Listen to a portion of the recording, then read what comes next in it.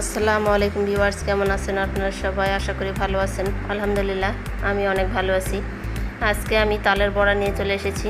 তালের সিজন, যেহেতু ভাদ্র মাস চলতেছে, নিঃসন্দেহে এটা তালের বড়া।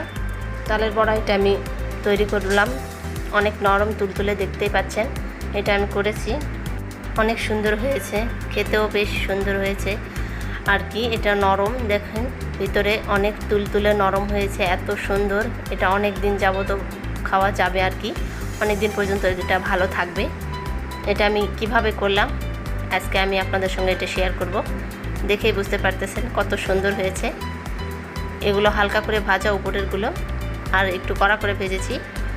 বাচ্চারা বলছিল হালকা করে ভাজার জন্য, ওদের জন্য এরকম করে আমি তৈরি করেছি। প্রথমে নিয়ে নিলাম আমি চালের আটা, নিয়ে নিচ্ছি 3 কাপের মতো।